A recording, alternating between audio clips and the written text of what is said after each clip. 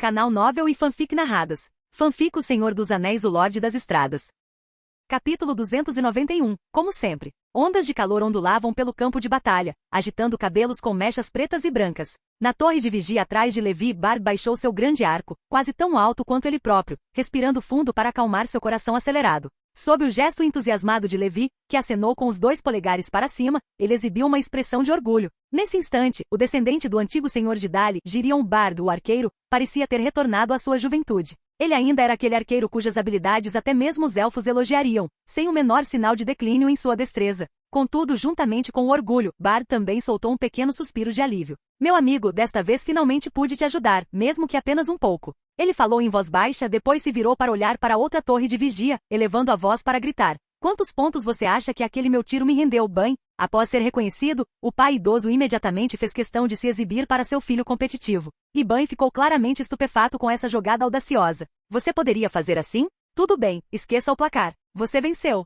Dessa vez, ele estava completamente convencido, a ponto de usar inconscientemente uma linguagem respeitosa ao se dirigir ao pai. Filho, você ainda precisa praticar mais. Tudo bem, você tem toda a razão. Ban parecia impotente, mas divertido. Olhando para o velho que continuava sendo seu modelo, ele de repente sorriu calorosamente. Ainda tenho muito a aprender com ele. Os verdadeiros guerreiros ousam encarar o sangue que escorre de seus rostos e a cruel realidade sem hesitar. Mesmo diante de um inimigo terrível, quase invencível, como um desastre natural ambulante, contanto que seu alvo seja aquilo que desejam proteger, eles apostarão suas vidas no resultado. Ou você morre ou eu morro, sem meio termo. Precisamente por causa dessa coragem, ele é como um verdadeiro líder, seja um dragão maligno ou um Balrog, ou mesmo se um dia enfrentasse Sauron em toda a sua força, ou seres ainda mais sombrios e poderosos que o próprio Senhor das Trevas. Ele se apresentaria sem hesitar para resistir, mesmo que isso significasse marchar em direção à morte. Felizmente, a probabilidade de ocorrência de eventos apocalípticos como esses era baixa. Abaixo das muralhas, o olhar de Levi percorreu as notificações do sistema uma a uma,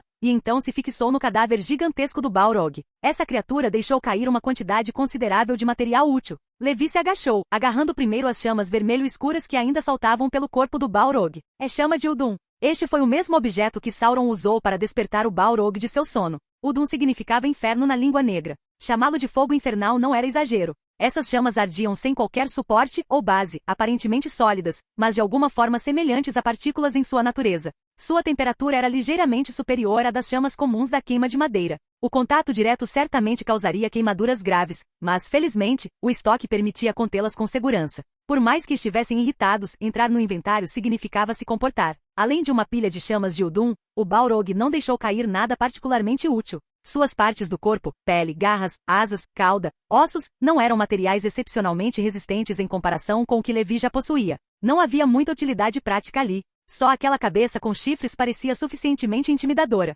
Podia ser preservada como um troféu. Embora os itens obtidos fossem limitados, muitas coisas podiam ser criadas com o que restava. Essas chamas escuras tinham outras aplicações. Na interface da mesa de trabalho, elas podiam ser fundidas com ferro para criar uma nova liga chamada sucata de neterita. Este material foi originalmente deixado cair por outra criatura que não existe neste mundo, chamada Blaze, que pode ser fabricada por meios normais. Mas parecia que o fogo negro imortal do Balrog compartilhava propriedades místicas semelhantes com esse metal. A receita havia sido desbloqueada automaticamente. Uma chama de Udun podia produzir um fragmento de neterita. Este Balrog havia dropado 5 no total. Essa era a beleza do encantamento saque em ação. Independentemente da quantidade original de itens obtidos, o encantamento extraiu à força materiais adicionais. 5 chamas no total. Ao trocar a armadura de neterite pela armadura de aço de fogo de dragão, sobraria uma para outros fins. Além de produzir fragmentos de neterita, essas chamas também podiam ser anexadas a armas como encantamentos, conferindo-lhes um novo atributo semelhante ao aspecto de fogo. Mas isso era desnecessário,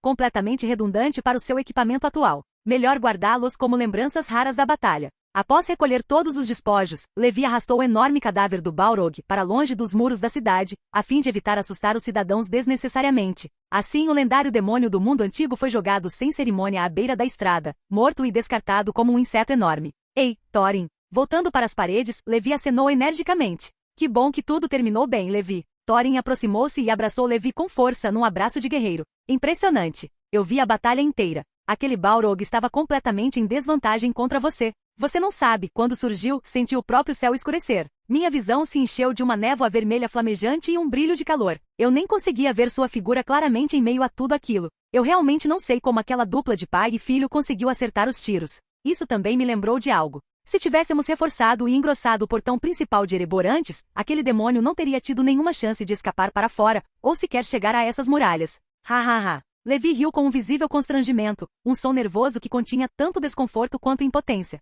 Thorin repentinamente teve uma péssima premonição sobre o que estava por vir. Levi prosseguiu cautelosamente. Quanto a esse assunto específico, acredito que você terá tempo suficiente para reforçar tudo adequadamente.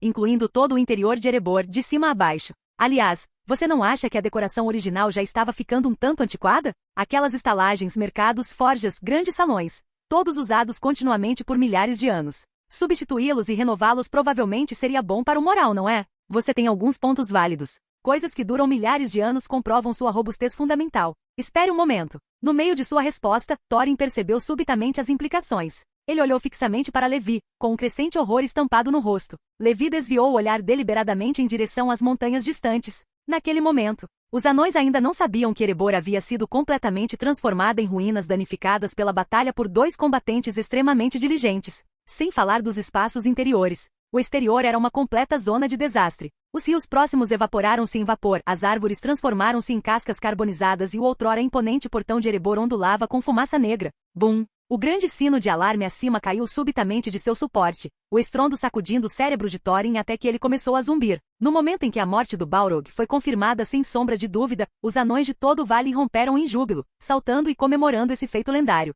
Alguns se aproximaram corajosamente do cadáver, observando aquele monstro aterrador de perto com mórbida fascinação. Outros se reuniram perto de Levi, irrompendo em vivas espontâneas de gratidão. Outros ainda partiram imediatamente para a celebração, correndo em direção às tavernas para beber livremente em comemoração à vitória. Uma atmosfera alegre e vibrante de sobrevivência e triunfo. Apenas Thorin e os líderes mais experientes retornaram a Erebor para avaliar os danos. Eles contemplaram sua terra natal ancestral, com praticamente nenhuma superfície intacta, do chão ao teto, permanecendo em silêncio atônito. Eles devem ter lutado com uma ferocidade incrível. Glói fez uma avaliação diplomática da devastação. Balin deu de ombros com um humor sombrio, concordando secamente. Sim, Moria, depois de sua queda, pode até estar estruturalmente mais intacta do que isso. Se eu não tivesse presenciado a batalha pessoalmente, pensaria que o Balrog havia lutado contra um dragão inteiro aqui dentro. Philly coçou a cabeça, perplexo, olhando para Thorin, que permanecia de cabeça baixa, olhos fechados, esfregando as têmporas em visível angústia. O que faremos agora com tudo isso? O que mais podemos fazer? A voz de Thorin tremia ligeiramente, carregada de emoção reprimida.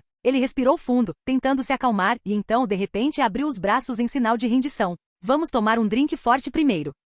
Mas e quanto aos reparos aqui? Falaremos sobre isso amanhã. Muito bem, então. Amanhã será. Capítulo 292, Asas de Chamas. Hoje foi, sem dúvida, um dia para celebrar, embora os anões tivessem opiniões diferentes sobre os detalhes. No entanto, em um ponto eles foram unânimes. Comparado com a situação de sua terra natal estar ocupada por um Balrog vivo, esse resultado foi notavelmente afortunado. Ao menos eles não precisaram perder sua casa e vagar no exílio novamente. Em relação à reconstrução de Erebor, Dali não ficou de braços cruzados. Com o apoio considerável da cidade vizinha, a reconstrução de Erebor progrediu a uma velocidade extraordinária. Mas essa era uma preocupação para os próximos dias. Pelo menos o problema do calor subterrâneo está resolvido, embora agora esteja fazendo um calor escaldante por razões completamente diferentes. Ao ler as mensagens enviadas pelos mineiros, Thorin sentou-se no salão de banquetes de Dali e balançou a cabeça, servindo-se de mais uma caneca de cerveja. As comemorações fervilhavam ao seu redor, mas o barulho era ensurdecedor. Segundo relatos dos mineiros, os níveis mais profundos de Erebor sofreram um colapso catastrófico, com muitas áreas ainda em chamas devido a intensos focos residuais.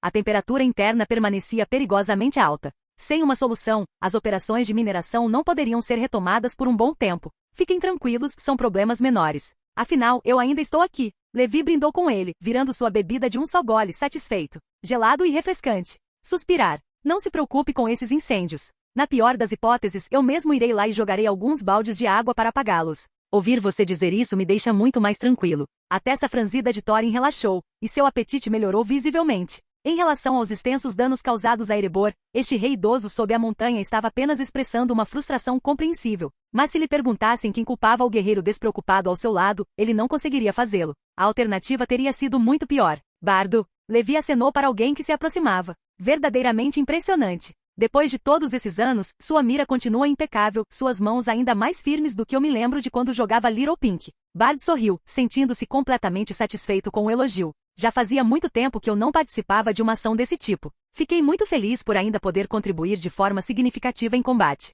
Isso não é algo que pessoas comuns conseguiriam fazer, senhor. Uma voz um tanto envelhecida, porém familiar, interrompeu a conversa. Alfred, Bard se virou e cumprimentou quem falava. Este antigo vice-prefeito de Laketon passou por uma transformação drástica. Não só sua postura mudou completamente, como sua reputação passou de infame a respeitável. Sua reputação costumava ser bastante precária. Aparentemente, nesses últimos anos, ele se esforçou muito para mudar. Não sei se você se lembra dele, Levi, o pequeno rosa. Bard fez um gesto. Mas, independentemente disso, deixe-me apresentá-lo novamente. Este é Alfred, cidadão exemplar de Sgaroth por 5 anos consecutivos. Oh! Levi observou o homem digno à sua frente com genuína curiosidade, momentaneamente surpreso. Eu me lembro de você, pequena rosa, mas se Bard não tivesse dito nada, eu não teria te reconhecido de jeito nenhum. Ao ver o quanto aquele homem havia se transformado, Levi ficou intrigado. Vocês são praticamente duas pessoas diferentes. O caráter de uma pessoa é profundo. A natureza fundamental de alguém não muda facilmente sem motivo. Muitos eventos significativos devem ter ocorrido nos anos que se seguiram.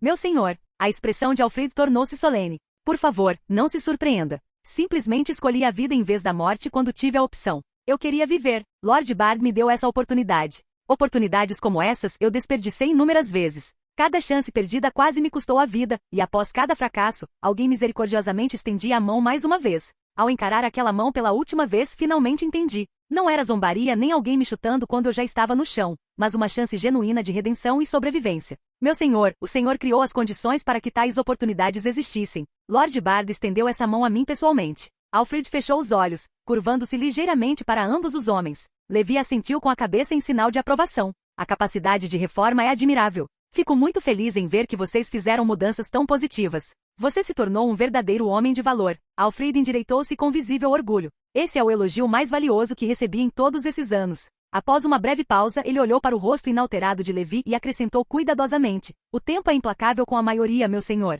mas parece incapaz de atingi-lo. O senhor continua tão vigoroso quanto antes, cheio de vitalidade. Ah, Levi não respondeu diretamente, apenas riu baixinho antes de tomar outro gole. Com o passar dos anos, cada vez mais pessoas notaram essa peculiaridade nele. Tecnicamente falando, ele era de fato humano. Um humano muito comum, sem nada de especial, com apenas 20 pontos de vida no máximo. A única diferença era que seu estado permanecia perpetuamente fixo. Contudo, embora essa peculiaridade tenha sido observada, nunca atraiu atenção ou preocupação excessivas. Alguns especulavam que ele era um jovem Dúnedain que não envelheceria visivelmente por mais um século. Outros teorizavam que ele possuía algum método secreto para manter a juventude física. Mas essas eram apenas especulações, mencionadas ocasionalmente em conversas informais. Nada podia confirmá-las definitivamente. Existem várias explicações possíveis para o fenômeno. Nada que mereça preocupação ou investigação excessiva. As festividades comemorativas continuaram por muitos dias. Assim que as comemorações terminaram, os anões se dedicaram intensamente aos trabalhos de reconstrução, enquanto os humanos de Dali generosamente forneceram assistência contínua.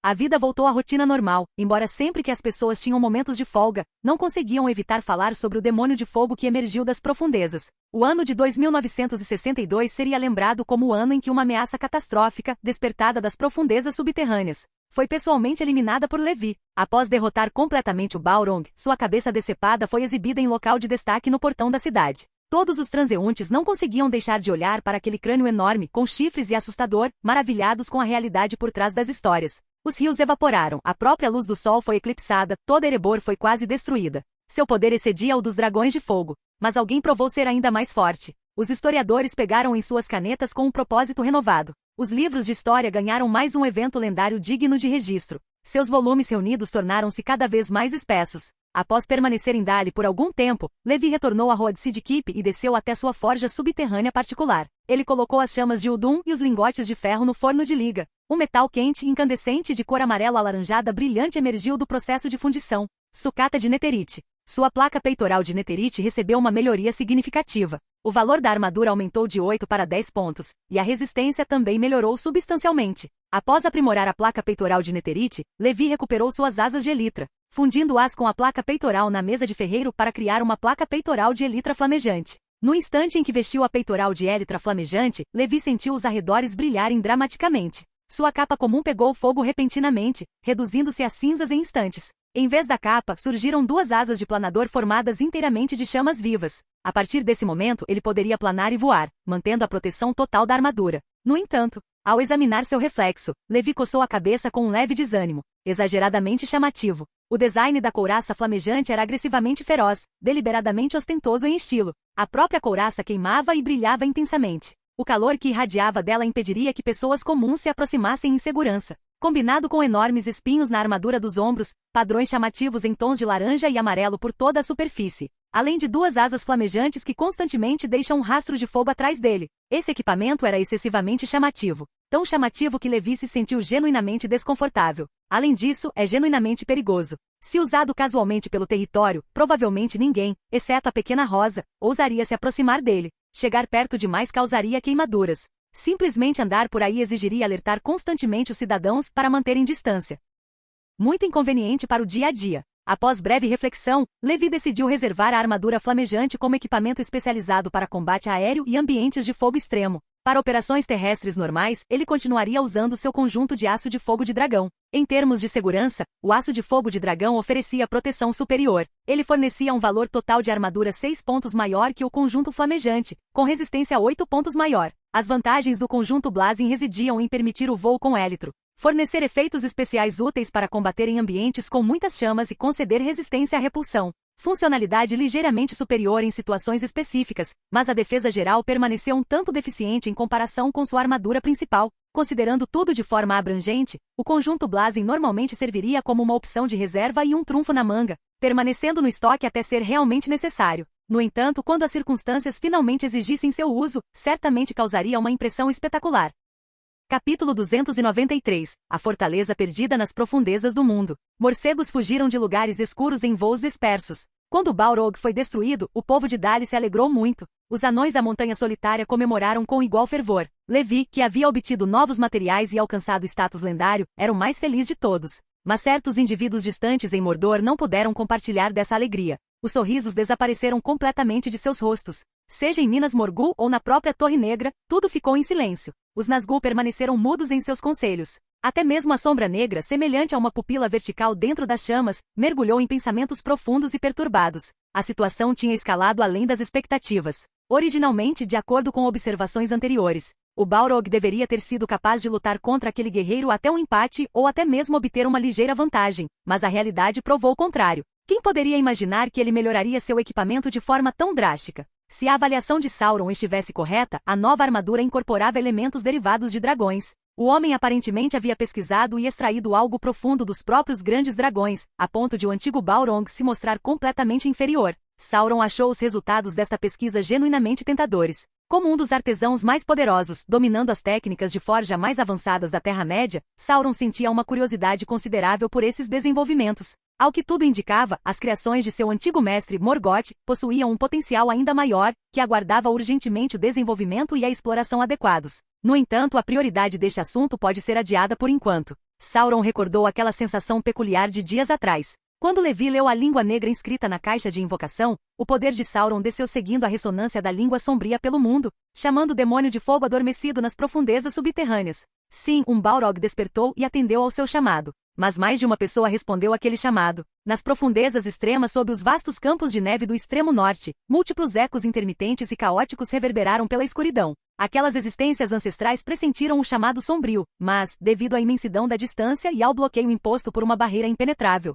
não conseguiram romper para responder. Isso fez com que Sauron se lembrasse de memórias distantes e violentas. Quando Morgoth foi deposto pelos exércitos organizados pelos próprios Valar, ele fugiu com seus Balrogs sobreviventes de várias fortalezas nas Montanhas de Ferro, no extremo norte. Essas fortalezas foram destruídas pelo dragão de fogo mais poderoso de toda a história, Ancalagon, o Negro, antes de afundarem sob as ondas. Será que ainda podem existir vestígios nessas profundezas congeladas? Mestre. Nesse instante, o rei bruxo deu um passo à frente e inclinou a cabeça coroada em sinal de respeito. O Balrog foi morto. Ele elaborou este breve relatório formal. Sussurros malignos emanavam da sombra da chama. Sauron respondeu com evidente distração. Já estou ciente deste desfecho. Assim, os Nazgûl não falaram mais, aguardando novas instruções. Momentos depois, aparentemente tomando uma decisão, aquela sombra flamejante emitiu novas ordens. Usando a língua maligna que havia criado para transmitir informações específicas, os Nazgûl reunidos trocaram olhares silenciosos. Suas formas se dissipando como fumaça, todos se retiraram da presença da Torre Negra.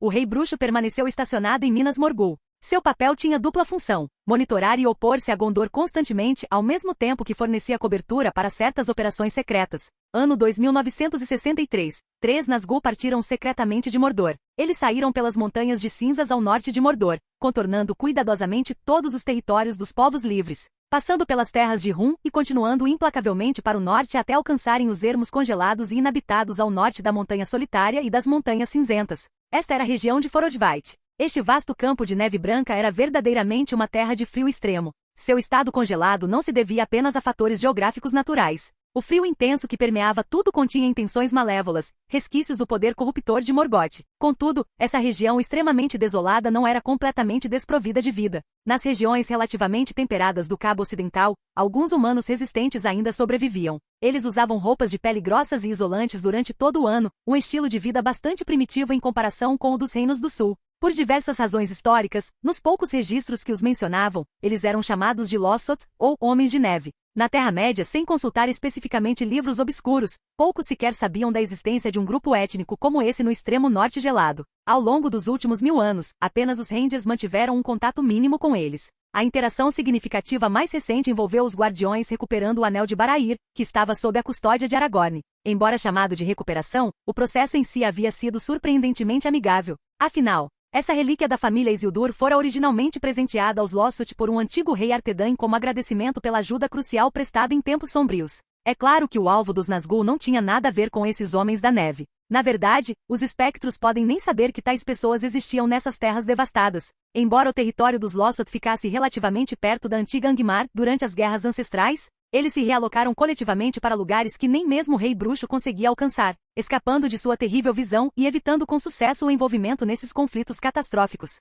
Siga para o norte. Entre no deserto do norte propriamente dito. Continue para o norte até os lugares mais profundos, onde ninguém pisou em mais de 10.000 anos. Essa foi a instrução que os Nazgûl receberam de seu mestre. Ao atravessarem as montanhas cinzentas e escalarem aqueles picos nevados e inóspitos para finalmente adentrarem o isolado deserto do norte, os Nazgûl foram forçados a mudar seu método de viagem. Por terem subestimado o frio sobrenatural que assolava a região, todas as suas montarias morreram congeladas em poucos dias. Observando os cavalos negros e rígidos caídos no chão congelado, os Nazgûl permaneceram em silêncio sombrio. Esses não eram cavalos comuns de forma alguma. Estritamente falando, eles também estavam entre as bestas geneticamente modificadas que Sauron havia cultivado ao longo dos séculos. Sua resistência a ambientes hostis era formidável. Não apenas eram imunes ao poder do mal, como podiam usar essa corrupção para crescerem e se tornarem maiores e mais fortes do que cavalos naturais, com características mais ferozes e a capacidade de expelir chamas pelas órbitas oculares e narinas. Normalmente, esses cavalos de pelagem negra conseguiam correr durante meses pelos picos cobertos de neve das montanhas nebulosas sem problemas,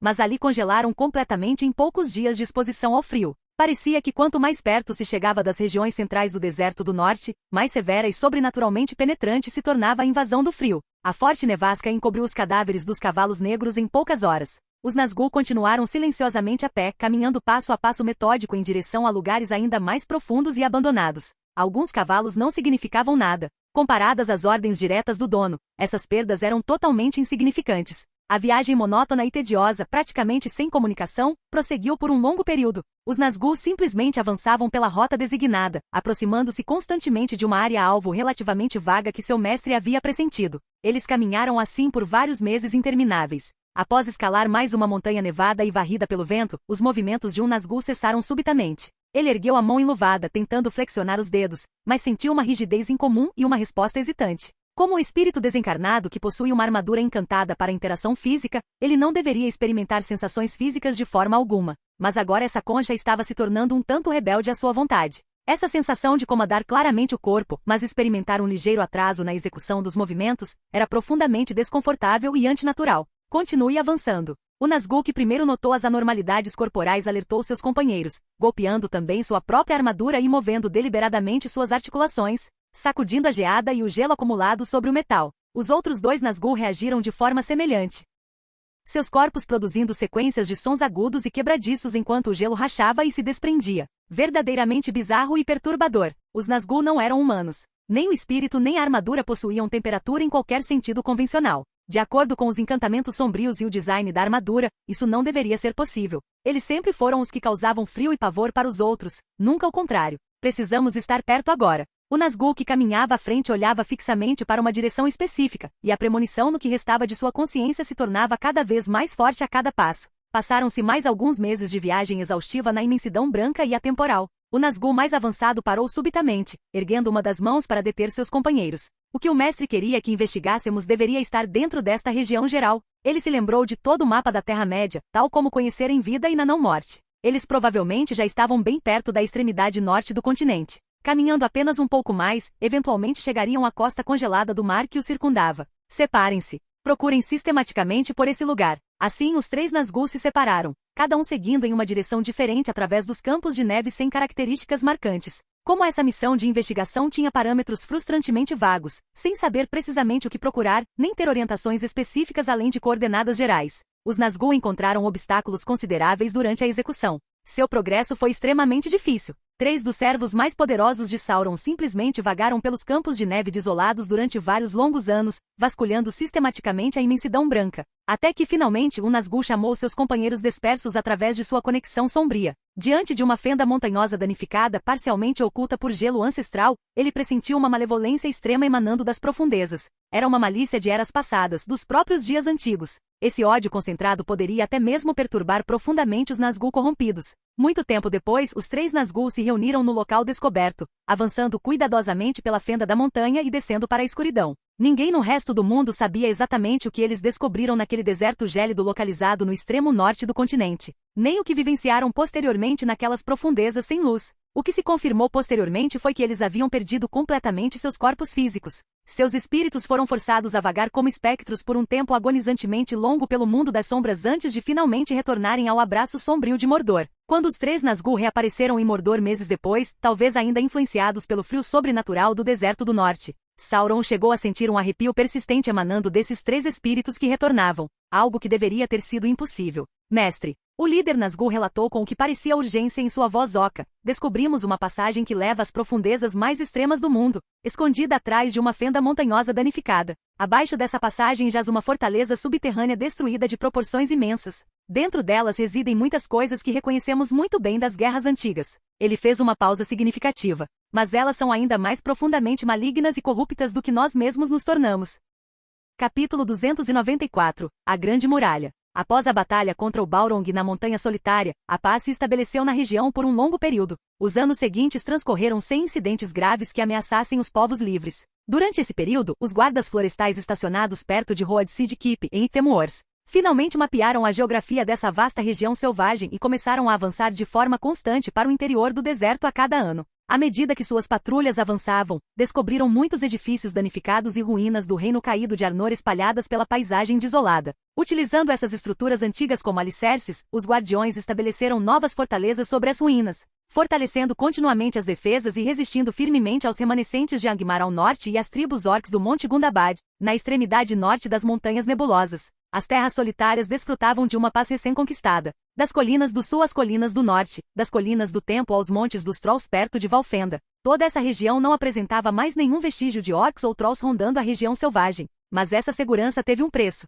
Os orcs expulsos dessas terras foram encurralados no coração dos Ithemwars, convergindo com os remanescentes dispersos do Rei Bruxo e os Trolls das colinas. Juntos, formaram uma força considerável e cada vez mais desesperada. As guarnições da fronteira sul de Ithemwars enfrentavam uma pressão crescente. Precisavam manter-se constantemente vigilantes em relação aos movimentos vindos do norte e sempre manter forças suficientes, jamais dando aos seus inimigos, em grande número, a oportunidade de lançar um ataque coordenado e romper as linhas defensivas. Com o estabelecimento de novas posições fortificadas uma após a outra, o espaço vital dos orcs diminuía continuamente. Essa região disputada testemunhou combates cada vez mais intensos com escaramuças e batalhas ocorrendo quase todas as noites ao longo da fronteira em conflito. Em comparação com anos anteriores, a guerra ao longo da linha de frente norte das Terras Solitárias intensificou-se consideravelmente. Os mais capazes de perceber essa escalada foram os próprios Rangers. O número de guerreiros avaliados e promovidos ao status de Ranger excelente nos últimos anos quase dobrou. Essa situação tensa persistiu por algum tempo. Enquanto ambos os lados ponderavam sobre como romper o impasse desgastante, Levi, inquieto em casa sem muito o que fazer, resolveu investigar.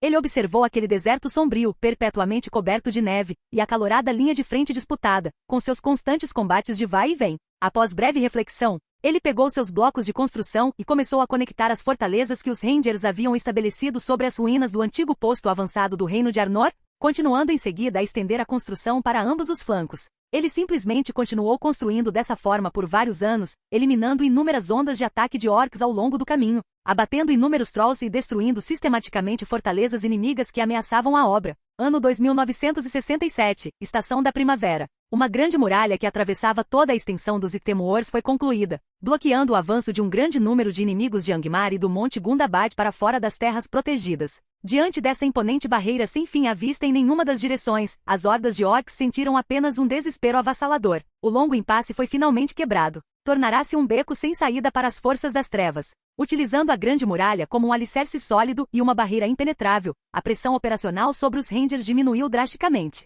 Eles guarneceram os antigos postos avançados e fortalezas em relativa segurança, realizando patrulhas e operações contínuas a partir dessa posição protegida. Os conflitos nunca cessaram completamente na fronteira. No entanto, desta vez, as forças Ranger possuíam uma garantia absoluta como sua rede de segurança e posição de retaguarda. Consequentemente, os padrões de atividade desses guerreiros das fortalezas à beira da estrada também evoluíram um pouco. Alguns patrulheiros deixaram a linha de frente ativa para guarnecer especificamente as numerosas fortalezas da Grande Muralha, realizando vigilância e mantendo-se vigilantes na prevenção de quaisquer tentativas de invasão. Com o tempo, esses soldados designados permanentemente para o serviço na muralha foram separados organizacionalmente, tornando-se um importante ramo especializado das forças Ranger. Eles eram chamados de observadores. Alguns historiadores idosos exclamaram, exaustos, nunca estive tão ocupado registrando eventos em toda a minha vida. Contudo, eles rapidamente retomaram suas canetas, continuando a organizar os materiais e a registrar meticulosamente essas mudanças importantes, uma a uma, para a posteridade. Moradores distantes de várias regiões dos povos livres se maravilhavam com os relatos da nova maravilha arquitetônica do norte.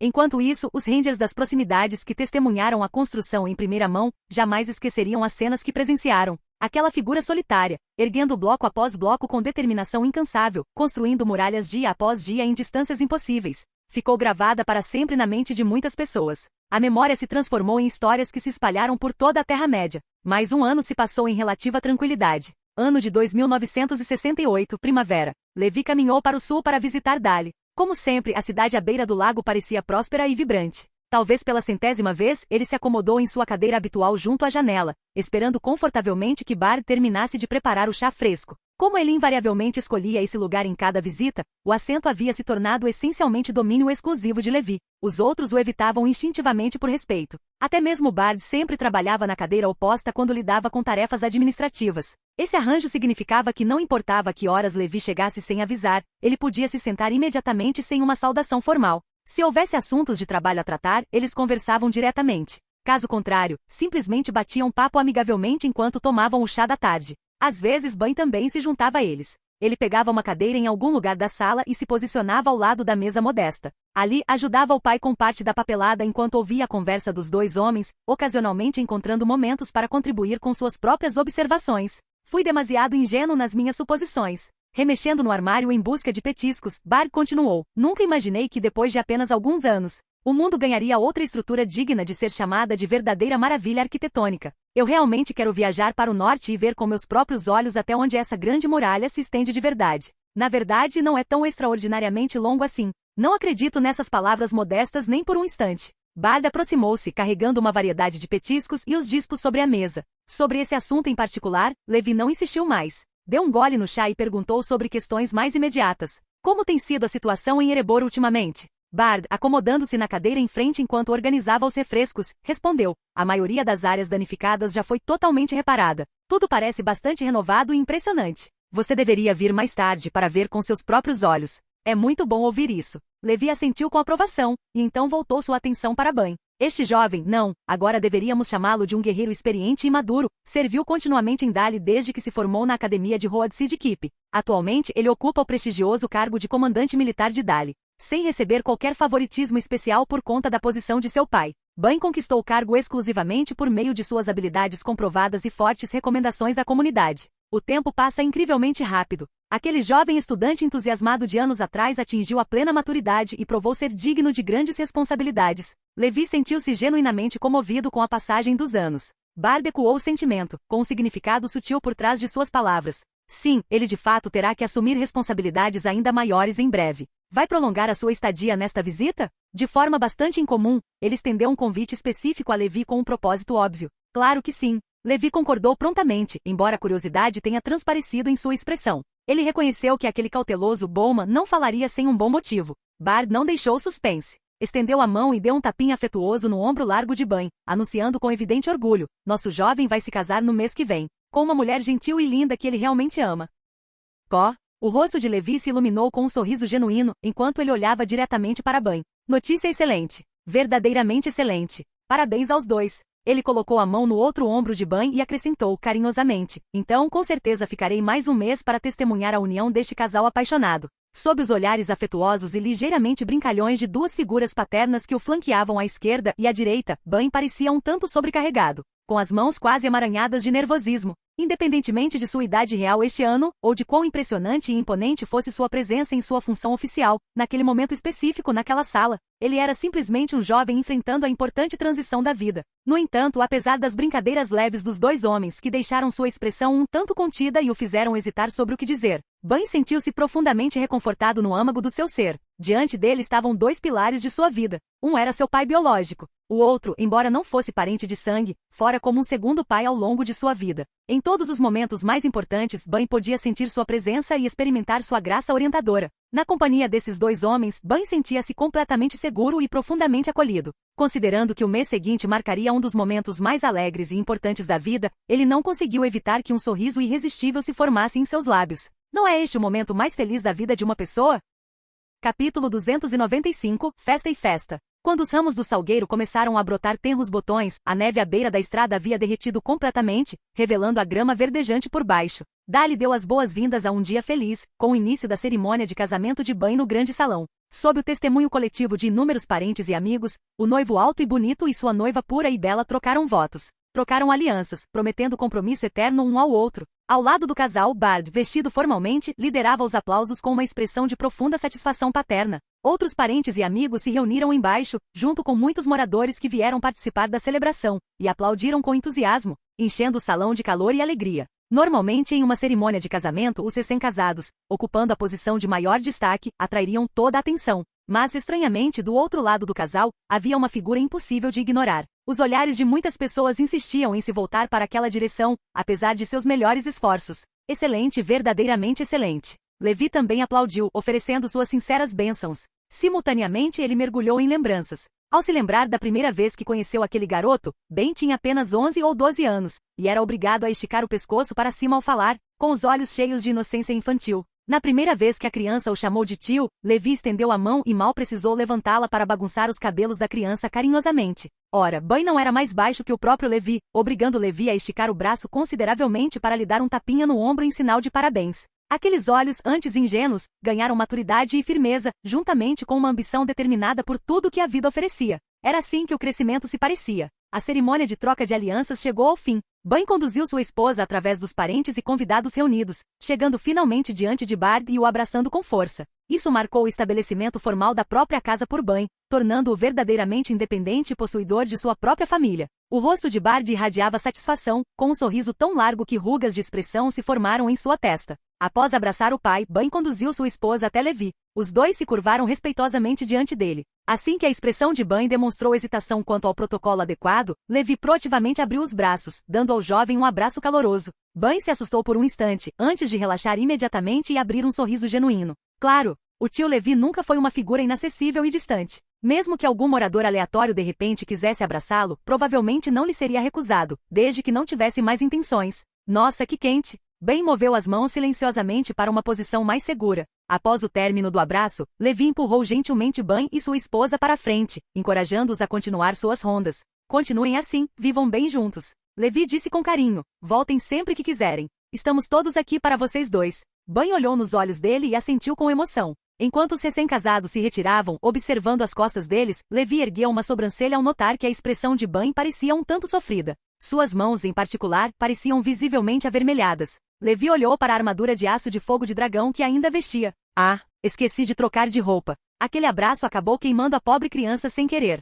Bem, considere isso como um treinamento adicional de força de vontade para ele. Levi encontrou nessa justificativa conveniente sua omissão. Quando a brisa da noite soprou pelo movimentado salão de banquetes iluminado por lampiões, a grandiosa e alegre celebração do casamento finalmente chegou ao seu fim natural. Após permanecer em Dali por mais alguns dias, Levi viajou para a Montanha Solitária para outra visita. Este lugar passou por altos e baixos dramáticos, tendo sido reconstruído após danos catastróficos 2 vezes em tempos recentes. Ao percorrer os edifícios completamente renovados e os grandes salões, Levi olhou em volta com aprovação e acenou com a cabeça. Construção muito robusta. Claro que é resistente. Thorin respondeu com leve exasperação. Reforçamos e alteramos especificamente algumas áreas estruturais críticas. Da próxima vez, mesmo que outro dragão ou Balrog apareça, eles acharão extremamente difícil simplesmente atravessar nossas defesas. Além disso, preparamos um arsenal considerável de armas especializadas para lidar com ameaças tão massivas. Da próxima vez, se é que haverá uma próxima vez, qualquer intruso tolo o suficiente para invadir Erebor provará do aço e da engenhosidade dos anões.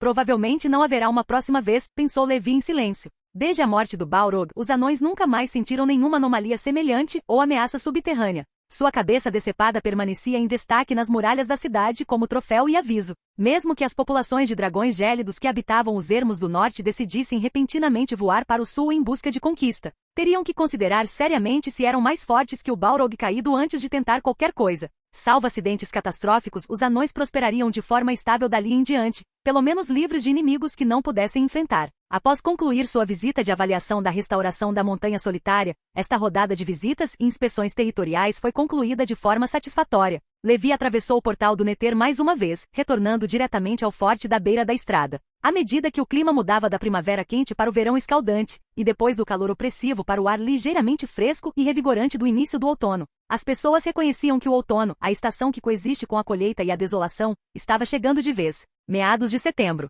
Levi montou em seu cavalo e cavalgou para o oeste, rumando diretamente para o condado. Seu destino era, naturalmente, Bolsão, em Hobbiton. Toque, toque, toque. A porta redonda e verde foi batida com firmeza. Ranger. Bilbo abriu a porta e olhou para cima.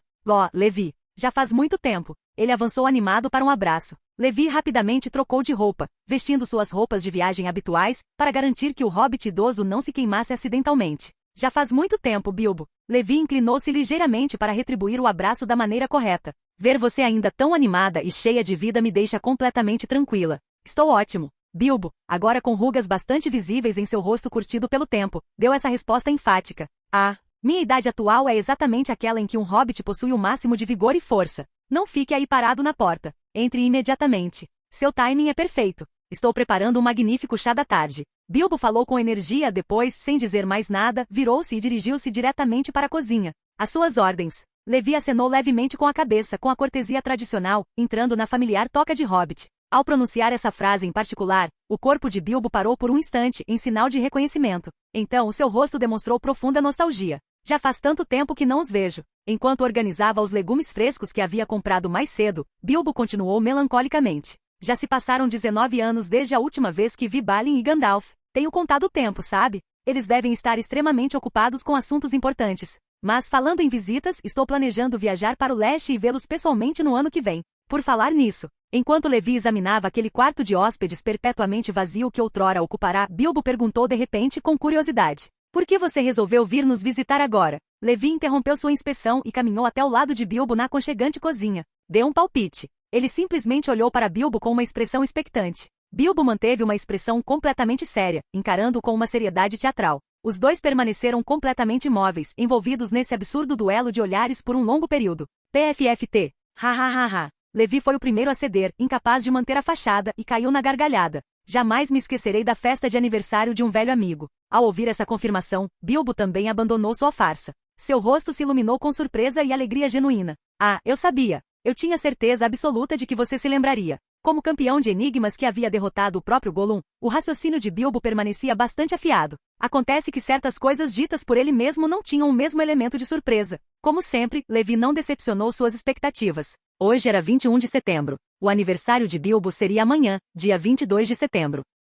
Levi passou uma noite confortável naquele quarto vazio que Bilbo sempre mantinha preparado para hóspedes inesperados. Na manhã seguinte, ele trouxe uma enorme pilha de iguarias culinárias que havia trazido de Dali e da Montanha Solitária. Torta de mirtilo, bolo de limão, crumble de maçã, doce de amêndoa, tortinhas de cereja, crumpets com creme e pão de mel, um enorme assado de carne com osso e molhos especiais, e muito mais. Quando Levi finalmente colocou um bolo grande e lindamente decorado, que ele mesmo havia assado, bem no centro da mesa como a cereja do bolo, toda a superfície ficou incrivelmente coberta de iguarias. Minha querida Bolsão. Quando é que vamos conseguir comer toda essa comida magnífica? Bilbo ganhou um novo e maravilhoso problema para ocupar seus pensamentos.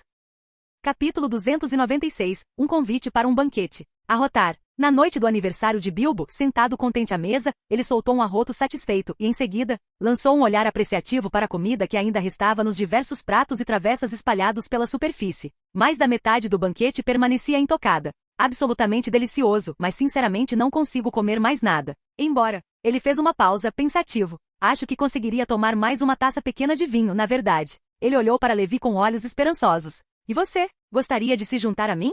Me sirva uma também, respondeu Levi, recostando-se confortavelmente na cadeira com visível relutância em se mexer. Seu apetite era consideravelmente menor que o de Bilbo, o que explicava porque a maior parte da comida que havia desaparecido da mesa vinha diretamente do lendário estômago do Hobbit. Mesmo o apetite mais voraz dos hobbits tinha seus limites quando confrontado com uma mesa inteira repleta de enormes peças de carne assada e bolos gigantescos. Desta vez, o apetite lendário de Bilbo havia se rendido. O vinho chegou com um suave tilintar de taças. Levi o provou cuidadosamente e descobriu que vinha de uma origem diferente dos vinhedos da Road Seed Keep. O sabor era nitidamente diferente, mas não inferior ao que suas próprias adegas produziam, o que ele considerou notável. Uma descoberta valiosa. Um vinho verdadeiramente excelente, murmurou Bilbo, satisfeito. A noite se aprofundou ao redor deles enquanto as horas passavam tranquilamente. Por fim, Levi acomodou-se em uma cadeira no pátio da frente de Bolsão, degustando vinho enquanto contemplava o céu estrelado e exuberante que se estendia infinitamente acima deles. Entre as incontáveis estrelas espalhadas pela escuridão, uma em particular se destacava com um brilho inconfundível.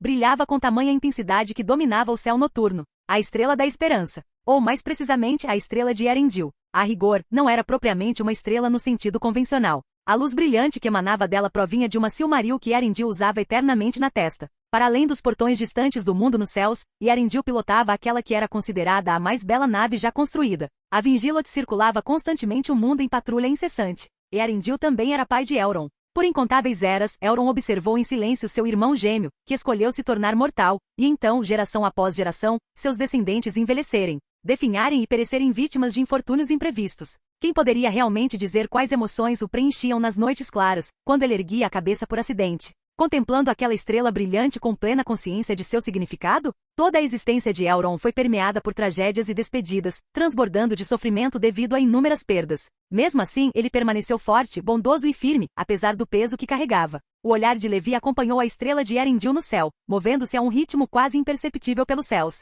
enquanto sua mente vagava por muitas histórias e relatos que aprenderá ao longo dos anos. Este senhor de Valfenda carregava em si o sangue das 3 grandes famílias élficas, combinado com o de 3 grandes famílias humanas, além de um traço de herança maia que corria em suas veias. Seu pai era o lendário Salvador Eärendil, que o abandonou quando Elrond tinha apenas 2 anos. Sua mãe, aos 6 anos de idade, foi forçada a se atirar ao mar para tirar a própria vida durante um ataque catastrófico à sua casa. Ele e seu irmão gêmeo foram posteriormente adotados pelo inimigo que havia levado sua mãe a esse trágico destino. Por mais estranho que pareça, esse inimigo não os maltratava, mas, ao contrário, cuidava deles com atenção deliberada, criando entre eles emoções complexas e contraditórias. Contudo, mais tarde, esse inimigo maternal também enfrentou o duro julgamento do destino. Atormentado por uma dor insuportável e um remorso avassalador, transformou-se em algo como um espectro vagando eternamente pela praia, entoando lamentos de angústia, sem jamais retornar ao mundo dos mortais. Ninguém conhecia seu fim ou destino final. Mas foi possível confirmar que, devido à partida repentina dessa figura, Elrond perdeu sua família mais uma vez.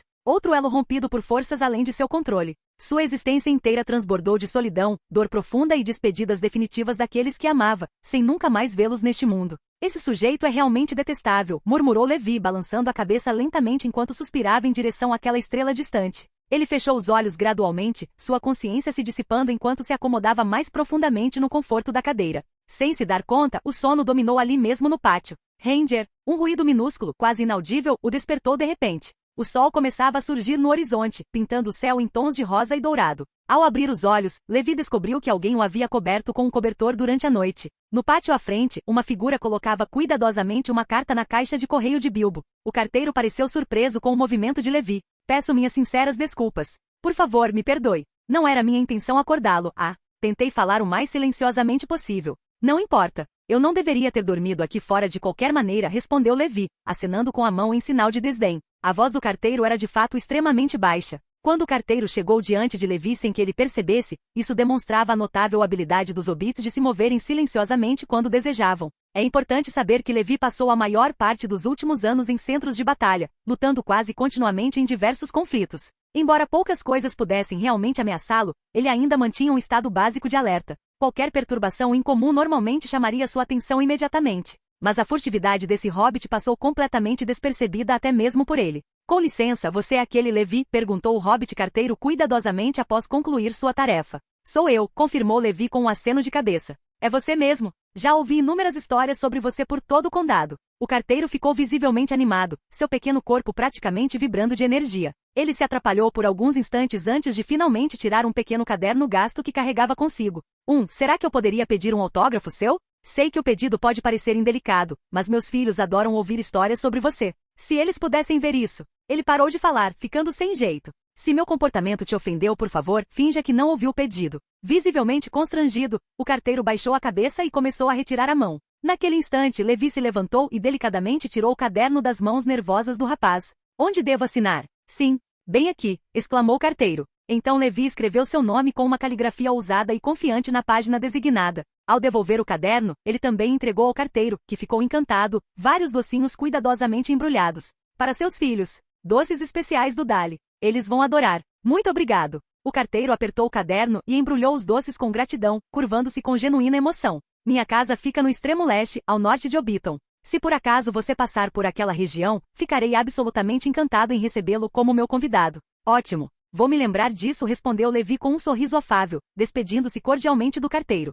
Após sair da casa de Bilbo, o carteiro abriu seu caderno, lendo atentamente a assinatura enquanto adicionava anotações detalhadas. O Senhor do Norte, o lendário Levi, que infunde medo nos corações das forças do mal, mostrou-se uma pessoa extremamente amigável e gentil. Quando pedi seu autógrafo, ele não só concordou prontamente, como também me presenteou com vários doces para levar para casa para meus filhos. Eles certamente ficarão muito felizes esta noite. Ele fez uma pausa, reconsiderando, e então acrescentou algumas observações. No entanto, um ponto curioso permanece. Qual é exatamente a relação dele com Bilbo Bolseiro? Ouvi dizer que Bilbo participou de uma aventura extraordinária décadas atrás. Talvez eles tenham se encontrado naquela época. No condado, Bilbo de Bolsão, com sua inexplicável riqueza, já era uma figura misteriosa e alvo de considerável intriga. Agora, seu mistério ganhou mais uma camada, parecendo ainda mais enigmático e difícil de compreender. O carteiro ponderou brevemente sobre essas questões, depois balançou a cabeça e parou de gravar, optando por se concentrar em concluir seu trabalho habitual. Ele olhou para o pequeno presente que receberá de Levi, sentindo sinceramente que aquele era um dia particularmente repleto de esperança e boa sorte.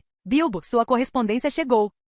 No pátio, Levi abriu a porta e chamou para dentro. Só um instante, já vou. Bilbo serviu apressadamente o café da manhã que acabará de preparar em um prato, pousou a panela com cuidado e saiu rapidamente. Deixe-me ver então.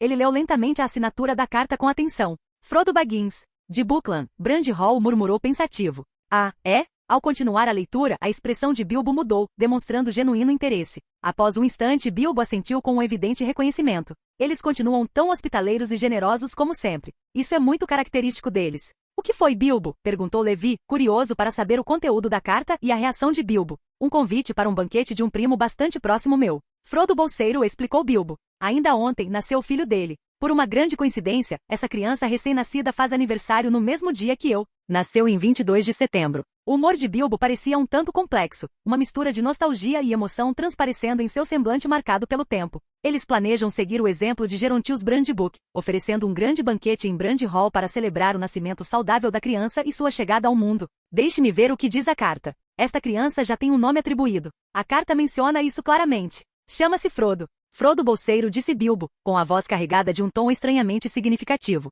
Um nome realmente bom, observou Levi.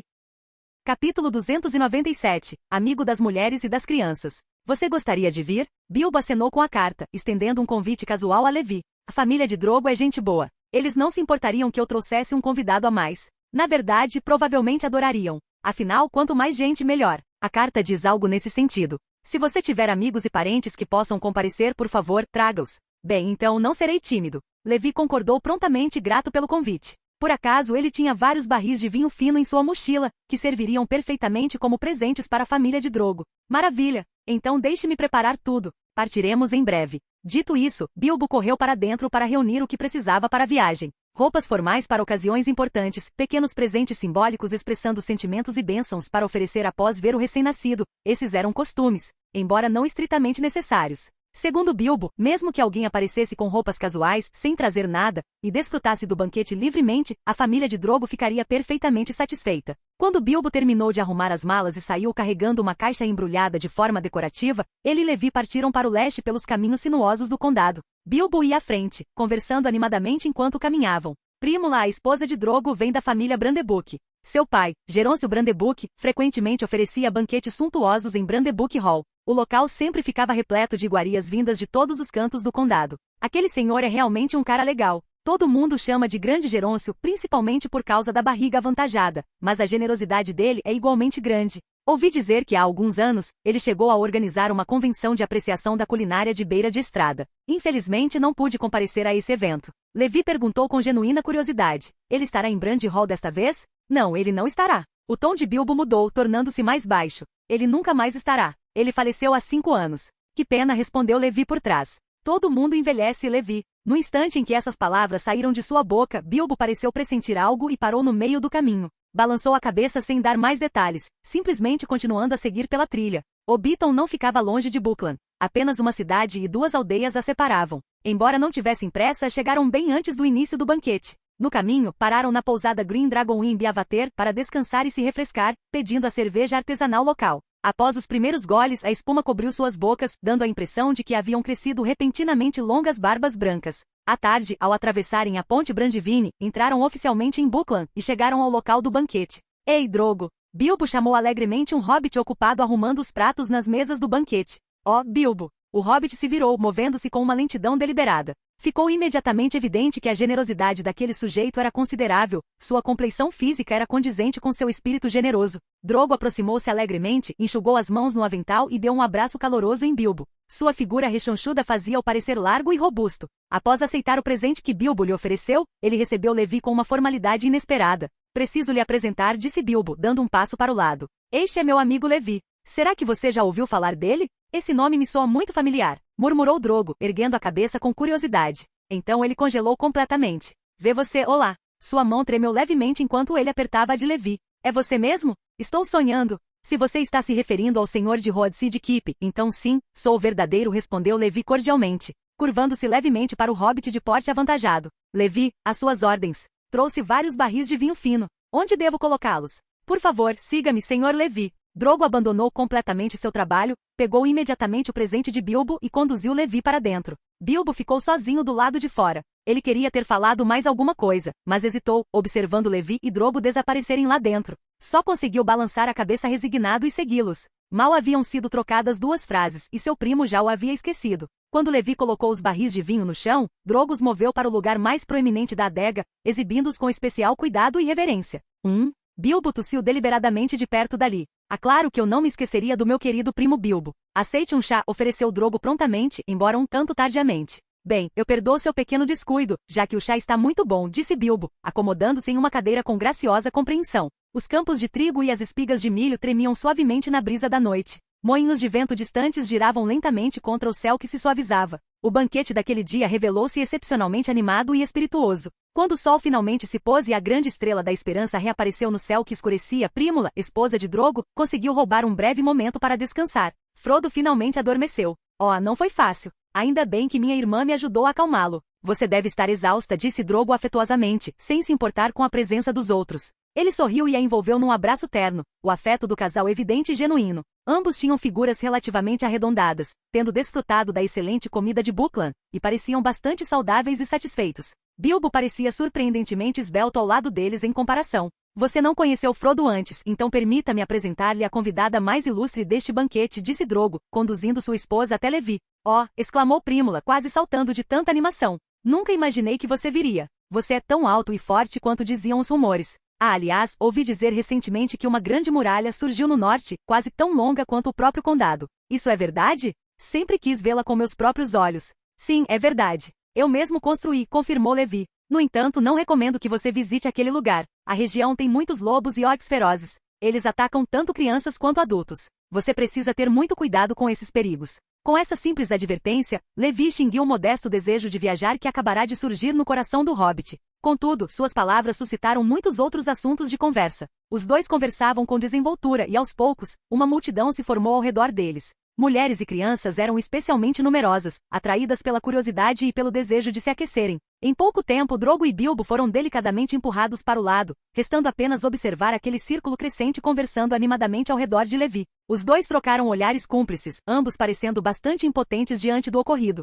Ele é realmente popular entre as crianças, observou Bilbo, dando um pequeno gole em sua bebida. Primo, isso não é bem preciso, corrigiu Drogo gentilmente. São principalmente moças, não crianças. As crianças sentiam pura curiosidade por Levi e se aproximavam naturalmente, ouvindo-o contar histórias diretamente. No entanto, sendo crianças, muitas eram travessas, propensas a se comportarem de maneira inadequada sem a devida orientação. Naturalmente, seus responsáveis, em sua maioria mães, as acompanhavam para supervisioná-las. Então, as mães também ficaram cativadas pelas histórias, cada uma abraçando seus filhos e ouvindo juntas em família. Agora era perfeita harmonia. Observando aquela bela cena se desenrolar, Bilbo sorriu com conhecimento de causa. Após o término daquele banquete, Levi provavelmente ganharia mais um novo título que circularia pelas cidades e vilas do condado. Amigo das mulheres e das crianças, pensou Bilbo em silêncio. Parecia perfeitamente adequado.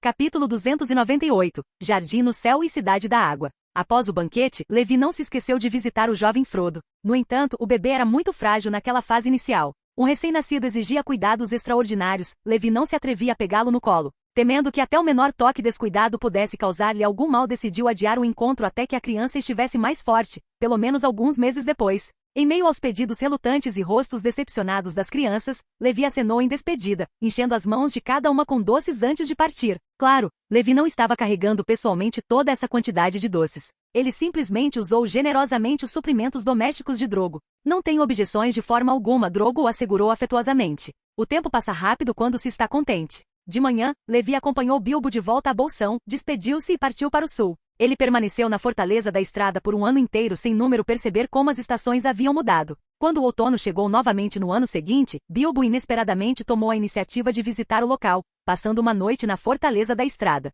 Na manhã seguinte, Levi e ele viajaram juntos pela estrada, conduzindo lentamente uma carroça para leste através da paisagem em transformação. Passaram por Bree, continuaram por Buckland, atravessaram um oitavo das antigas florestas da Floresta das Trevas e finalmente chegaram a Dali. Décadas haviam se passado desde que Bilbo pisara naquela região pela última vez. O velho hobbit olhou ao redor com evidente nostalgia antes de prosseguirem em direção a Dali e à montanha solitária além dela. Aquela noite em Erebor se mostrou bastante animada e calorosa. Thorin imediatamente deu um abraço caloroso em Bilbo, irradiando genuína alegria. Fazia mais de 20 anos desde o último encontro deles. Entre os anões, os mais longevos podiam viver mais de 300 anos, semelhante aos humanos Dúnedain do Norte. Para povos tão longevos, 20 anos poderiam ser consideráveis, mas não excessivamente para os seus padrões. As despedidas inevitavelmente se seguiram aos encontros e celebrações. Depois de passarem um tempo significativo juntos, os dois retornaram como um só. Passando novamente por Buckland, pararam na casa de Drogo. Desta vez, Levi segurou com cuidado o pequeno Frodo, agora com 1 ano de idade.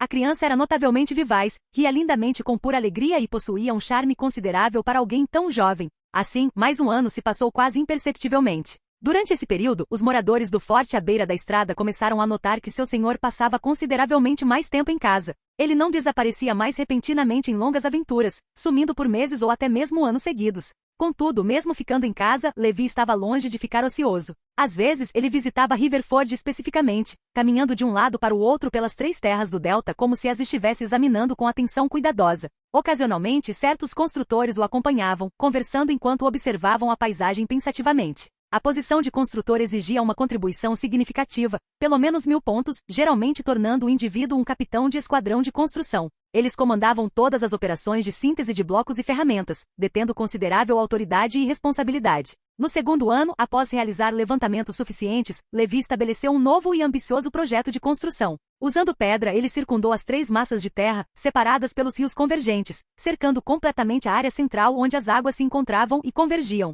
Em torno desse enorme círculo, o plano de expansão de Riverford começou a sério. As equipes de construção responderam com entusiasmo, auxiliando Levi sempre que necessário e construindo tudo o que ele idealizava. Esses construtores com formação profissional trabalhavam com notável eficiência e apurado senso estético, muitas vezes produzindo projetos que impressionavam até mesmo os padrões exigentes de Levi. É importante ressaltar que eles jamais abandonavam projetos incompletos. Uma vez iniciado, o trabalho era sempre concluído sem falhas ou concessões. Com o passar dos meses, a escala geral de Riverford expandiu-se substancialmente. Em poucos meses, sua área dobrou de tamanho e complexidade. O Riverford original passou a ser designado como Distrito Oeste, enquanto as novas construções na confluência dos rios tornaram-se o Distrito Norte. Ambos os distritos, centrados no ponto de encontro dos três rios, mantinham uma vigilância constante um sobre o outro, mas isso provou ser apenas o começo. Assim que o Distrito Norte foi concluído, a construção nos distritos Leste e Sul avançou rapidamente. No entanto, surgiu resistência, principalmente das forças de construção do Forte Road City. As equipes da Road City Keep chegaram às pressas em massa, confrontando coletivamente os construtores da Riverford com clara frustração. Vocês permaneceram em completo silêncio. Meses se passaram sem uma palavra. Não pensaram em nos convidar para um trabalho tão importante? Você viveu sua aventura, nos deixando curiosos por meses. Como se sente sua consciência em relação a isso? Admitam, vocês não nos consideram verdadeiramente parte do seu coletivo. O líder do esquadrão de Riverford explicou apressadamente o raciocínio deles. Temiam que a enorme carga de trabalho exaurisse as outras equipes e, além disso, o Lorde não os havia instruído a estender convites. Suas próprias forças eram plenamente suficientes para a tarefa. Exausto? Então vá descansar, nós cuidaremos do resto, respondeu firmemente a equipe do posto de apoio à beira da estrada. Já consultamos o senhor diretamente e ele não tem objeções. Vá descansar agora e recupere suas forças. Bem, não há como contestar essa lógica, admitiram graciosamente as equipes de Riverford. Ações falam mais alto que palavras. As duas equipes de construção estavam agora envolvidas em uma competição acirrada. Cada uma assumiu, respectivamente, os distritos Leste e Sul, ainda em construção, trabalhando com notável dedicação. Levi, no entanto, se via cada vez mais pressionado, forçado a fazer horas extras frenéticas para tentar acompanhar o ritmo acelerado do progresso. As duas equipes trabalhavam com uma velocidade impossível, labutando incessantemente dia e noite, sem que ninguém conseguisse diminuir o ritmo ou convencê-las do contrário. Seus projetos originais foram concluídos muito antes do previsto. Uma vez finalizados, ambas as equipes ficaram sem nada para ocupar seus esforços, aguardando ansiosamente os novos planos e projetos de Levi. Embora não tivessem expressado nenhuma queixa direta, Levi sentia-se genuinamente inquieto sempre que passava por perto. Essa pressão silenciosa, ninguém exigindo nada explicitamente, mas seu coração genuinamente perturbado, provou ser peculiar e desorientadora. Para escapar desse sentimento perturbador, Levi acelerou consideravelmente seu planejamento. Com a abundante mão de obra agora disponível, ele ousadamente propôs projetos inovadores que antes só existiam na imaginação. Por exemplo, o jardim suspenso do Distrito Leste foi construído de forma dramática ao longo do próprio rio. Cascatas semelhantes a cachoeiras despencavam de maneira espetacular, fluindo sobre prados floridos e arborizados com notável beleza. Estruturas imponentes erguiam-se à beira do rio, seus níveis escalonados de altura decrescente apresentando elegantes colunatas arqueadas por toda parte. O nível mais baixo do edifício transformou-se num imenso espaço cavernoso, brilhantemente iluminado e repleto de plantas de origens mundiais, criando um museu vivo da diversidade botânica. Cortinas de água bloqueavam completamente a vista exterior. Somente atravessando a água os visitantes podiam acessar o interior e contemplar as maravilhas além. Todo o colossal jardim parecia suspenso por cortinas de água e cascatas, criando um design simultaneamente intuitivo e absolutamente deslumbrante. O jardim suspenso rapidamente se tornou a maravilha mais espetacular e a maior conquista arquitetônica da cidade. Seu conceito de design inovador cativou todos os construtores envolvidos. Depois, Levi descobriu que essa sensação de ansiedade havia desaparecido. Quer tivesse procrastinado deliberadamente ou simplesmente adiado novos projetos, aquele mal-estar nunca mais voltou a incomodá-lo. Meses depois, o Distrito Leste, com um magnífico jardim suspenso, foi oficialmente concluído. Restava apenas uma última lacuna, o Distrito Sul, para declarar a grandiosa megacidade em forma de anel completa e unificada. Em relação a este último distrito, os construtores propuseram várias ideias ambiciosas. Com o precedente do Distrito Leste demonstrando excelência, eles não se contentariam com um trabalho comum. Alguns sugeriram a construção de um farol gigante para substituir a estrutura original menor. Outros propuseram substituí-lo completamente por uma estátua colossal do próprio Senhor. Inspirada nos lendários pilares gêmeos dos reis em Ophstones Falls, nos tempos antigos, surgiu então uma escolha. Após votação entusiasmada dos moradores e a decisão final de Levi, que ficou um tanto perplexo, o resultado se mostrou decisivo: construir ambos. Assim, um enorme farol foi erguido no Distrito Oeste original, junto ao rio, enquanto uma estátua gigantesca se erguia no Distrito Sul. As duas estruturas vigiavam uma a outra em lados opostos. A estátua erguia-se empunhando uma espada, imponente acima de todas as estruturas circundantes. Do nível mais alto, podia-se contemplar todo o estaleiro e avistar a distante fortaleza da estrada, lá longe. Seu significado era claro: proteção. A expressão da estátua se mostrou ambígua e complexa, contendo ternura misturada com relutância. Quando perguntado por que o escultor a havia projetado assim, ele respondeu que era uma expressão que o Senhor frequentemente demonstrava, embora não entendesse por que tal contradição existia ali. Pequenos pássaros dobravam as asas e pousavam na base da estátua para descansar em paz. Borboletas desciam em espiral até o ombro de Levi durante suas visitas contemplativas, apenas para serem espantadas ao menor movimento seu. Observando aquela cidade magnífica e novinha em folha se estender abaixo dele, e olhando para sua própria estátua com emoções complexas, Levi suspirou profundamente. Mais um ano se passou completamente. Quando o novo plano urbanístico foi oficialmente concluído, os moradores se reuniram para comemorar e dar-lhe um nome apropriado. Cidade da Água foi assim que a chamaram. Mais tarde, Levi adotou formalmente esse nome para fins oficiais. A partir desse momento, Riverford passou a ser usado apenas como nome da residência pessoal de Levi na cidade. Toda a metrópole foi oficialmente renomeada para a Cidade da Água, e esse nome permaneceu em todas as regiões vizinhas e terras distantes além. Capítulo 299. O Bom Velho, o Mal Velho. Water City, também chamada de Capital da Água. Assim que foi fundada, tornou-se imediatamente uma das maiores cidades já construídas na Terra-média. Na confluência de 3 rios erguia-se o reluzente Jardim Celeste, de um branco intenso, com arco-íris cintilando perpetuamente em suas águas caudalosas. O imponente farol brilhava intensamente mesmo sob a luz do dia, e uma majestosa estátua contemplava todas as terras solitárias, estendendo-se muito além. Quando poetas e viajantes difundiam suas experiências por meio de canções e registros escritos, muitas pessoas instintivamente acreditavam que esses andarilhos haviam exagerado em suas descrições para parecerem viajados e cosmopolitas. Mas desta vez, os céticos não argumentaram. Simplesmente disseram aos descrentes para verem com os próprios olhos. Tantas pessoas correram ansiosamente para visitar. Navio após navio cruzava sob o farol e passava pela estátua, navegando em direção à magnífica cidade. Cada vista impressionava completamente os visitantes. Uma prosperidade vibrante preenchia todas as direções, inescapável onde quer que os olhos se voltassem ou os pés pisassem. Maravilhavam-se com o fato de que os poetas finalmente haviam escrito com sinceridade, sem exageros. É claro que a Cidade da Água não era apenas um destino turístico pitoresco para contemplação casual. O enorme estaleiro no centro da cidade e o navio almirante cercado por inúmeras embarcações lembravam constantemente aos visitantes que aquele não era apenas um belo jardim, projetado para momentos de lazer. Quando necessário, podia se transformar em uma fortaleza formidável, capaz de defender todas as terras circundantes. Comparado a isso, Long Lake é como uma pequena vila, comentou Bard em 2972. Raramente encontrando tempo para visitar o oeste das Montanhas Nebulosas. No momento ele e Levi estavam sentados em um pequeno barco de madeira, com Bard remando enquanto Levi se reclinava, economizando energia. Remar exigia bastante habilidade, mas o remador era um especialista. Barqueiro de longa data da Cidade do Lago, que regularmente transportava barris vazios da Floresta das Trevas, a técnica de remada de Bard era realmente excelente. Mesmo assim, ele eventualmente teve que parar, inclinar-se para trás e suspirar de cansaço.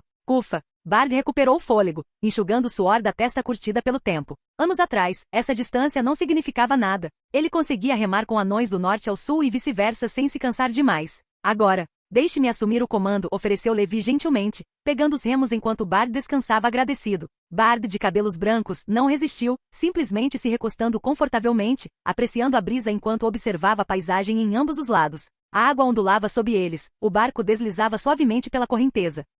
De repente, os olhos de Bard se estreitaram em reconhecimento. Ele apontou para a frente. Aquela pessoa ali, é um mago, vestindo vestes brancas. Ele está nos observando com bastante atenção.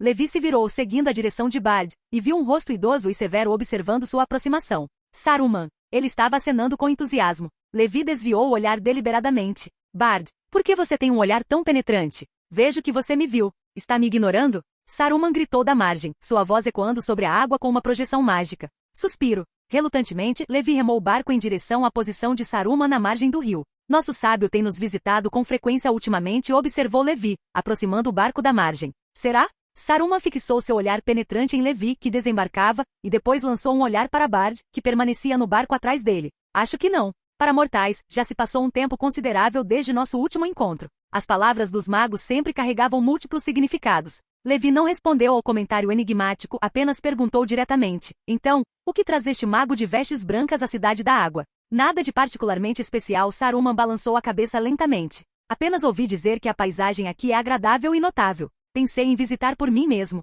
Levi duvidava completamente dessa explicação. Seriam suas intenções realmente tão puras e inocentes? Ele não pôde deixar de dar uma olhada na exibição de contribuições de Saruman. Mais 103.2. Interessante mesmo. A contribuição desse homem para o território foi comprovadamente positiva e substancial. Isso significa que ele realmente fez coisas benéficas para o desenvolvimento da região ao longo do tempo. A suspeita de Levi diminuiu visivelmente, e sua atitude em relação ao mago melhorou notavelmente.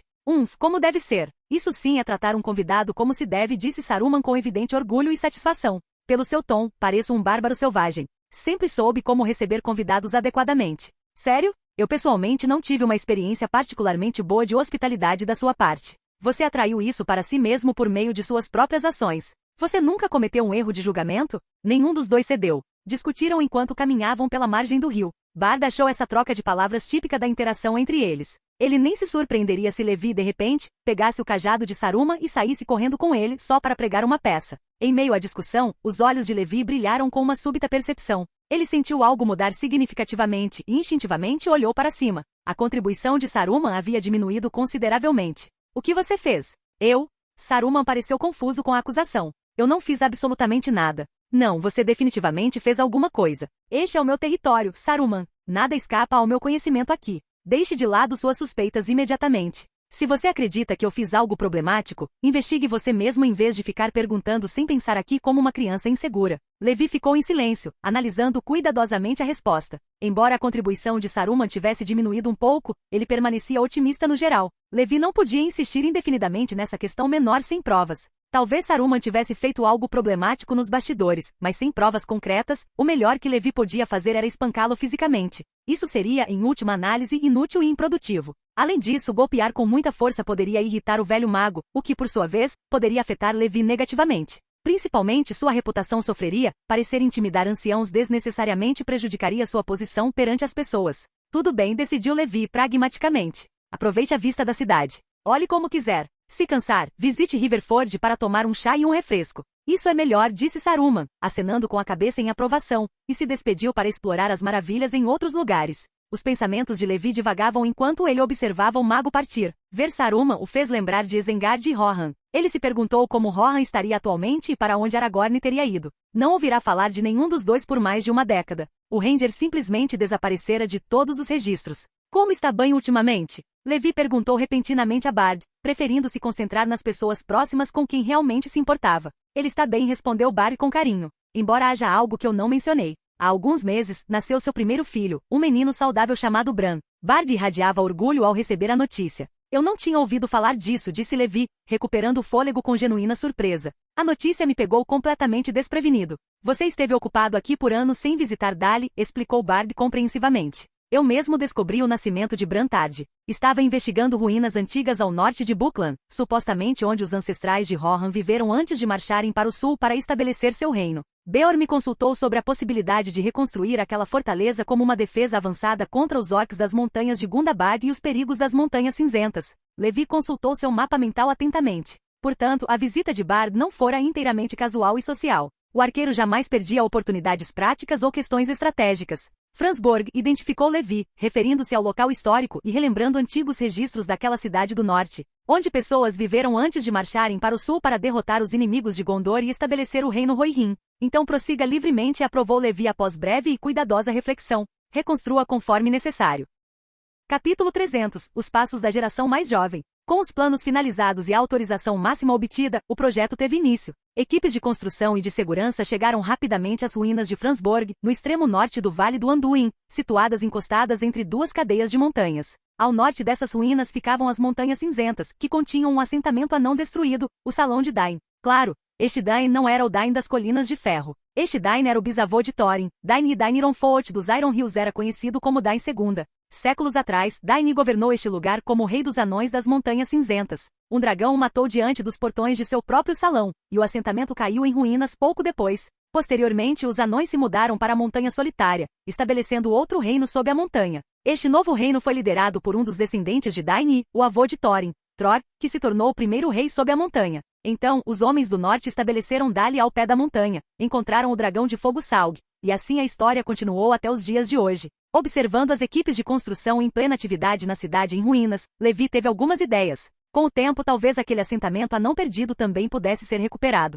A nova construção progrediu sem problemas. Em 2972, Buckland expandiu-se para o norte ao longo da rodovia, até as ruínas da cidade de Franzborg, no final da cordilheira. Uma nova linha defensiva foi estabelecida ali. Os movimentos dos orcs da montanha Gundabad tornaram-se cada vez mais difíceis. Eles só podiam recuar ainda mais para dentro das montanhas. As criaturas malignas que ocupavam as ruínas do Salão de Dain e pressentiram ominosamente, como se um grande desastre estivesse prestes a acontecer. Assim, à medida que a expansão prosseguia, todos os vales entre o Reino da Floresta e a montanha Gundabad foram completamente preenchidos. Após a construção na região norte, a área sul do Vale do Anduin também não foi negligenciada. No final daquele mesmo ano, equipes de construção de Buckland dirigiram-se aos campos de Lys, precisamente onde Isildur foi atacado. Gollum encontrou o anel e Saruman encontrou a estrela de Erendil. Construíram ali um posto avançado, enviando pessoas para guarnecer a área. Daí em diante, esse pântano permaneceu sob vigilância. Após resolver as questões aqui, em 2973 Levi viajou para o sul, atravessando a Ponte Norte para chegar às terras altas do norte de Rohan, seguindo então pela estrada Fold até a capital de Rohan, onde encontrou Tengel. O reencontro dos velhos amigos naturalmente trouxe alegria, embora, além de relembrar o passado, Levi estivesse curioso sobre outros assuntos. Como anda Thorongil ultimamente? Aquele jovem. A expressão de Tengel tornou-se nostálgica. Ele lutou bravamente nos campos de batalha e com muita audácia. Várias vezes, suas tropas expulsaram os Dunlendings para além das fronteiras. Depois, houve orcs vindos de sabe-se lá onde. Certa vez, quando atacado por orcs, ele matou 20 sozinho. Você pode perguntar a Théoden sobre isso. Eles lutaram lado a lado. Sim, tio. Nesse instante, Théoden deu um passo à frente, cumprimentando Levi. O atual Théoden ainda era bastante jovem, não tinha nem 30 anos, e em seu auge de vigor, demonstrava grande vivacidade. Ele ocupava o cargo de Marechal de Rohan. Aliás, todo herdeiro de Rohan era treinado para essa posição antes de se tornar rei. Era o papel inerente ao príncipe herdeiro. Tengel também deveria ter servido primeiro como marechal antes de se tornar rei, mas ele era bastante incomum, fugiu de casa ao atingir a idade adulta, fazendo com que o cargo de marechal fosse ocupado por outros. E você, Théoden? Perguntou Levi casualmente. Essa simples pergunta desanimou Théoden imediatamente. 11. Talvez minhas habilidades ainda sejam insuficientes. Nada mal também. Levi deu um tapinha encorajador no ombro dele. Já é um guerreiro qualificado. Théoden endireitou o peito, com um ânimo renovado. Ah, espere, deixe-me ver isso. Levi apontou para o próprio peito. Théoden olhou para baixo, ligeiramente assustado, e retirou o amuleto de debaixo de suas vestes. Levi estendeu a mão e o recebeu. Quando o amuleto tocou, a essência do cajado começou a diminuir enquanto o amuleto gradualmente brilhava à medida que a essência do cajado se esvaía. Em pouco tempo estava totalmente carregada e irradiando brilho novamente. Parece que sofreu um pequeno desgaste nas batalhas anteriores. Agora está tudo bem. Levi devolveu o amuleto a Théoden. Théoden observou o amuleto, agora consideravelmente mais brilhante, assentiu com a cabeça e o guardou cuidadosamente. Levi continuou perguntando. Onde está Thorongil? Não consigo vê-lo. Ele foi embora, respondeu Tengel por Théoden. A guerra nos últimos anos não tem sido tão tensa. Talvez ele também planeje descansar um pouco. Descansar? Levi sorriu levemente sem dizer mais nada. Aragorn não era alguém que conseguia descansar em paz.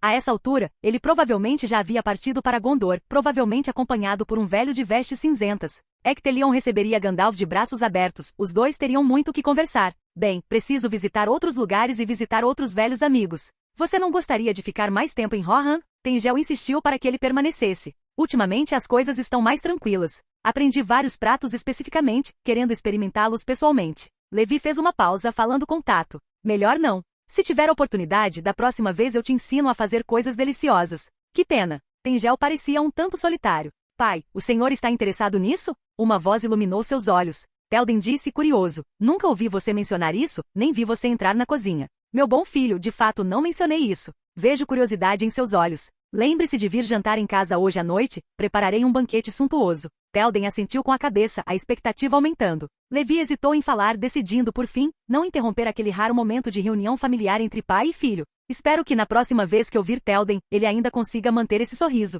Como Levi disse, ele não ficou muito tempo em Rohan. Depois de conversar e relembrar o passado com Tengel por um tempo, partiu rumo a Gondor. Seguindo a estrada norte-sul para leste, passando pela pequena ilha que todos haviam explorado juntos anos atrás, Levi olhou para o horizonte, descobrindo que ela havia sido completamente reconstruída. Ondas quebravam contra os altos muros, levantando montes de espuma branca. Soldados patrulhavam em esquadrões com expressões solenes, em posição de guarda no alto. Parece que o desenvolvimento de Gondor nesses últimos anos correu bem. Ao cair da noite, Levi entrou na Cidade Branca. Ao entrar pelos portões, uma grande comoção chamou sua atenção. Os moradores ao redor exibiam expressões alegres, parecendo bastante animados. O que aconteceu? Levi abordou alguém aleatoriamente para puxar conversa, provocando imediatamente outra rodada de exclamações. É mesmo, senhor, meu senhor? Oh, perdoe-nos. Estávamos discutindo a recente grande vitória da frota Pelargir e seu retorno triunfal. Ah, é? Levi demonstrou interesse, sentando-se nos degraus à beira da estrada e conversando um pouco com o morador. Descobriu-se que Gondor havia reunido proativamente uma frota para atacar os piratas de Umbar. Os resultados foram decepcionantes. Um grande número de navios de Umbar foram destruídos, além da perda de um capitão do porto.